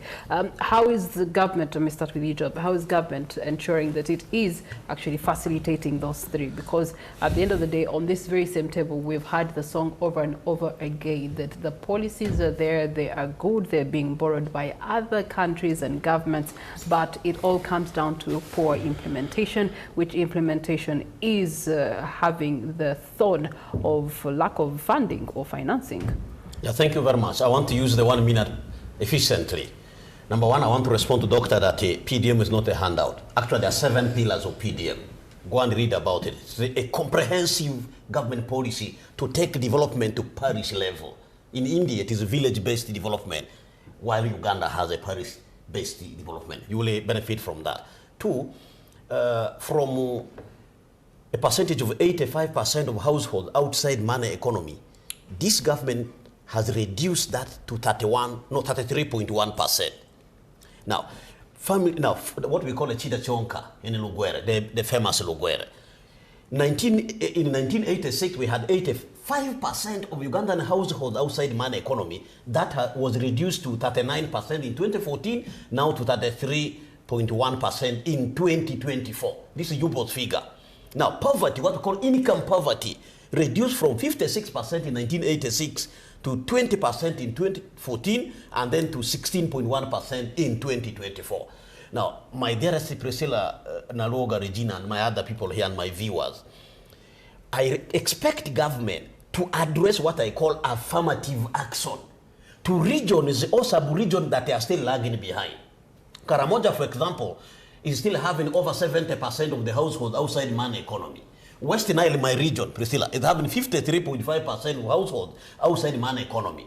What I call the Upper Nile Uganda, if you draw Uganda from where River Nile starts from Lake Victoria up to Lake Albert, the other Upper Nile Uganda is still doing a bad in this indicator.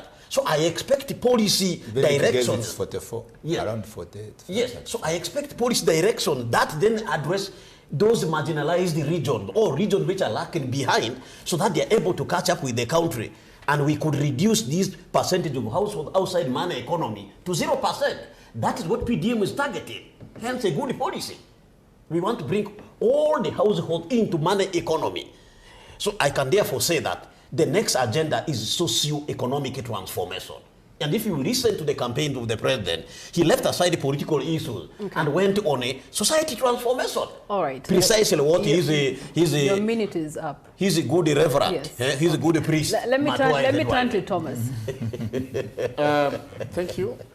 I think entrepreneurship, skilling hub, as well as digital innovation policies are a key to this kind of political arena, especially between 2026 to 2031. There are different dynamics, especially the technology dynamic that we are experiencing globally at the moment, whereby we need a shift from what we have been looking at since, let's say, 2006 to 2026. Then we need to have changes. I want to side with Dr. Tindiewa, that regional hubs promotes entrepreneurship. Therefore, if you talk about entrepreneurship, you must have the regional hubs, I mean, sub-county hubs. I want to acknowledge the president that in Greater Movement there is industrial hub which has promoted entrepreneurship. I don't know if you have it in other places, but I don't think so. But in Greater Movement we have one hub, of which maybe the intake is 50 students. But those people that have been able to benefit from that hub, they just come up when they can weld a door. Exactly. And that is the starting point of entrepreneurship. Exactly. Actually, Ugandans should not think about employment from the government. We should all think about being entrepreneurs. There, in digital transformation, you talked about the waiver on the data, Priscilla. Promoting entrepreneurship, you need to give the political climate, the political economic climate that would favor the small growing population to participate in production. Exactly. You cannot do that. You cannot do that. If, for example, I don't want to forget what we call trade order that has happened of recent. The question here is a bit diverging. Were we ready for the trade order? Mr. RCC, I don't know if you have some time to tell us about that. Our youth members in all the municipalities, town councils, have been sent away from the roadsides, which is okay. We respect the duty that we expected, you know, that we have been lagging for some time. But where are we going? Where are they going? You know, you need to think about that. Ladies and gentlemen. No, how do you trust them? You know, there is a problem. And actually, although the president is fighting the crime rate, we are going to, actually we have started experiencing the crime rate increasing in this magnified period of time. I don't know if you have observed it. Some of them, like my brother RCC, may not experience because he has a bodyguard. You know, he is always protected. But you remember, we also have your what? Your nieces and other people that do not have that protection. But I want us to appreciate that the policies on entrepreneurship, SME financing, as well as maybe promoting digital hubs, skilling hubs in every sub-county is very paramount. I have been privileged to maybe understand where my brother doctor here about the change or maybe amendments on the curriculum. Yes, sir. That has been a long time overdue. Okay. I want you to appreciate, just a second, the new curriculum that our kids have experienced. I'm going to ask you to hold your breath on the new curriculum so that we can come back and have a better internalization of it. I'm being joined by my colleague Jovita, who's also joining us to give us a perspective on the matters, especially around the young people and inclusion, and also them being beneficiaries of government services.